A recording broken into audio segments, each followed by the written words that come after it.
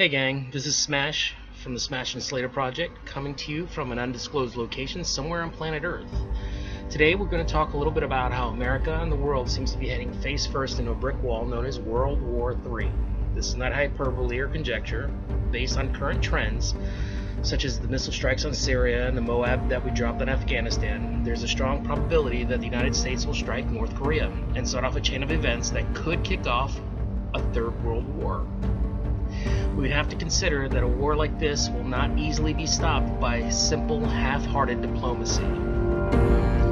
The U.S. seems to be preparing for something big. From New York to New Jersey, we have what FEMA is calling Gotham Shield. Now, Gotham Shield is an exercise to prepare for a nuclear attack. On the surface, that doesn't seem like a bad idea. However, one of the things Slater and I enjoy doing is following trends. In our last video, we discussed the recent infrastructure outages around the globe.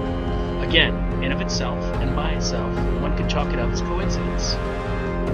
Now, in North Korea, it seems they've taken it upon themselves and are now detaining American citizens, holding them hostage for leverage. We won't assume what that leverage is for.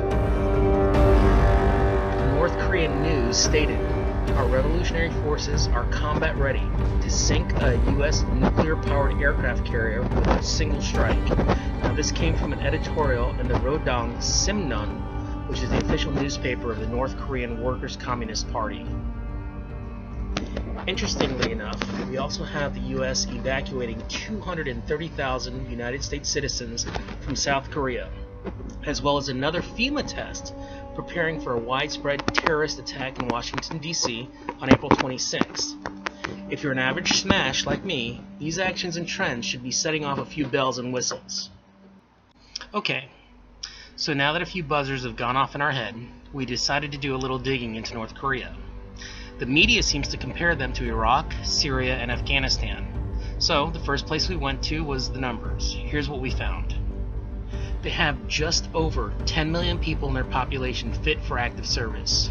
Keep in mind, all citizens, including the ladies, are required to enlist for service to their country at 17 years old. Here's a trick question. Do you know how many U.S. citizens are ready for active service? Most state conflicts are a game of attrition.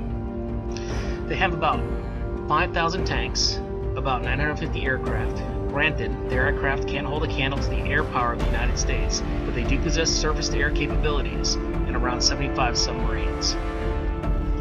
Remember, this is not a guerrilla war where the U.S. would be dealing with small groups of insurgents and lone wolves.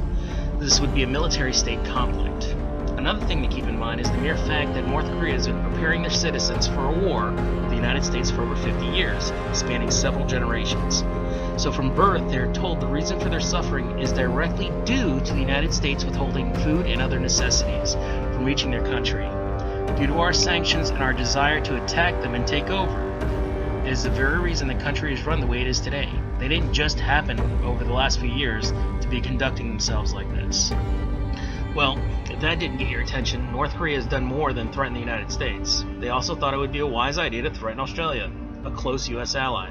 Oh, and don't forget, April 26th, North Korea promised to sink our aircraft carriers because we provoked them. While Slater and I were doing research and trying and trend the probable outcomes, we came across this story. Conspiracy theorists think World War III is going to happen this afternoon. Hold on. Not so fast, fake news. If you were just considering Gotham Shield, and I'll even give you the DC preparations for a terrorist attack. But if you look close and combine the last couple of months as a whole, you can no longer slap a label on all of this and call it a conspiracy theory. So, we have North Korea making noise and doing a little saber rattling. No big deal. Well, again, there is more to this than meets the eye. No one has really confidently indicated where China stands in all of this. Some say they'll act in the best interest of the world. I say wrong. Their actions over the years speak louder than their words. They have continually pacified the UN and the US regarding sanctions and proven otherwise to not hold up to their end of the deal. Alright, now China warned against taking unilateral action against North Korea. And then in the United Nations, Russia voted down any additional sanctions on the basis that there was no guarantee against the United States using force against North Korea. Hang on. Funny thing is, Russia warned of the same thing regarding unilateral action as well. You see, both countries are warning of the same thing. Is this a coincidence or a trend? Interesting. Then there was this story. Russia threatened to nuke the UK. It happened this week. Russia's Franz Klintsevich, who heads the Defense and Security Committee in Moscow's upper house of parliament, said the UK would be literally wiped off the face of the earth by a counterstrike.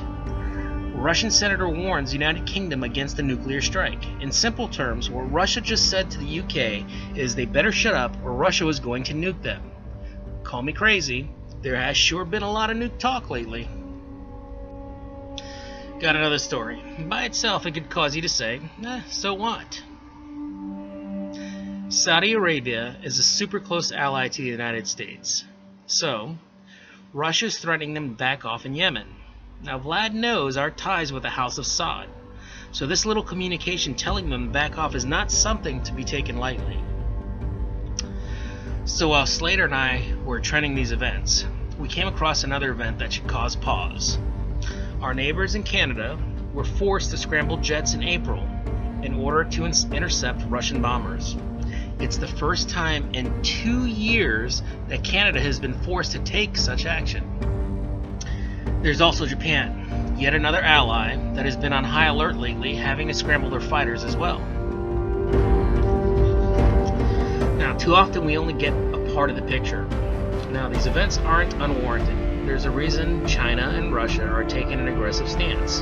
With Russia, it's due to NATO being in their backyard, plus Syria, then throw in a little Crimea, some missile tests, and a THAAD missile system here and there, winding up in their backyard as well.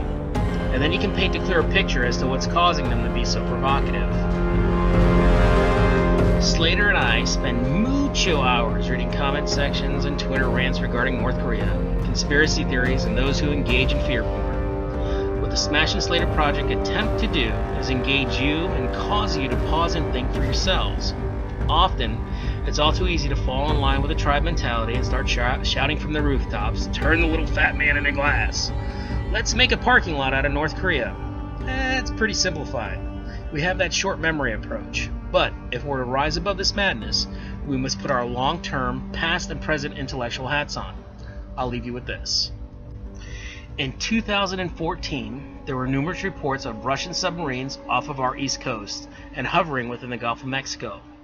We would have never known if not by the simple fate of accidents.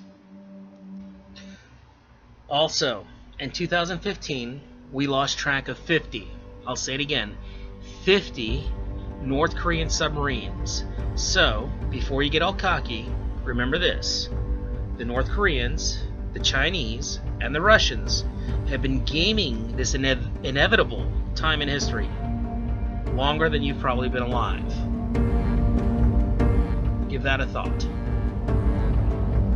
Well, that does it for this video. Tell us what you think below. Follow us on Twitter and Facebook. Hit the like button and subscribe button. Smash out.